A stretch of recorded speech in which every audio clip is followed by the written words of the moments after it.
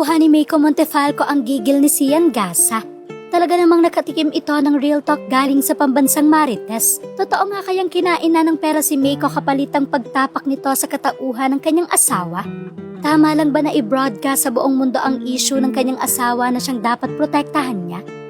Noong nakaraang linggo lamang nga ay lakas loob na ibinandera ng social media personality na si Meiko Montefalco ang komprontasyon nila ng asawang si Patrick Bernardino sa panloloko nito sa kanya. Sa kanyang Facebook page ay ibinahagi niya ang video kung saan makikitang sumisigaw at kinakausap niya ang asawa matapos malaman ang ginawa nitong panloloko sa kanya. Mababa ka sa boses ni Meiko ang galit at pighati matapos malaman kung paano siya niloko ng asawa.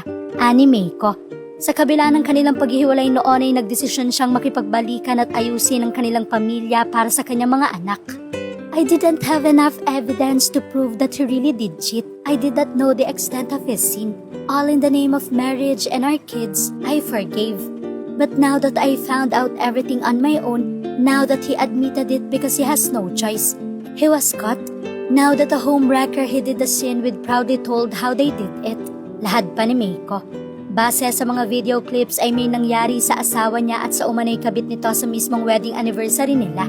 Giit ni Meiko, hinding-hindi niya napatatawarin ng asawa at hanggang sa ngayon nga ay tuloy-tuloy pa rin ang paglabas sa mga resibo ni Meiko tungkol sa pangangabit ni Patrick. Sa kabila ng sakit na nararamdaman ni Meiko, ano nga ba ang mga real talk na natanggap niya kay Sian Gasa? Mahaba-haba nga ang post ni Sian para pagsabihan si Meiko. Panimula nga nito, kasal kayo at hindi lang basta magjowa. Imbis na ayusin nyo privately yung marriage issues nyo, ginamit mo ito as content to establish your social media brand. Cementing yourself in the industry as a woman na niloko ng kanyang asawa. Yung baho ng mister mo ay siyang baho mo, and you use your own baho para maabot yung pinapangarap mong kasikatan. So tell me now, after ng malaking eskandalong ito, sinong judge ang tatanggap ng annulment case ninyo? Wala. Ipinaliwanag nga rin ni Sian na adultery is not a ground for annulment. Ayon pa rito ay kakailanganin daw ni Meiko ng malaking pera para sa pambayad ng judge na gawing null at void ang kasal nilang mag-asawa.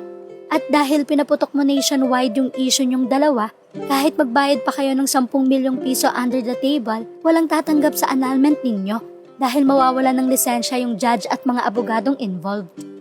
Ibig sabihin daw nito ay mananatiling kasal sina Meiko at Patrick. Sakit sa ulo yung ginawa mo, hindi mo pinag-isipan mabuti. Ikaw lang din ang magsasuffer pati na yung mga anak mo.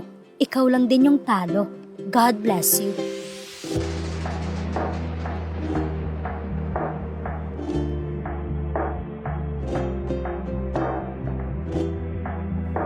Isa nga rin sa sigaw ng madla sa mga post ni Meiko na sana pinag-usapan na lang nila ni Patrick privately ang problema nilang ito. May isa pang ang post si Sian tungkol sa pagpapakasal sa isang lalaki na walang pera.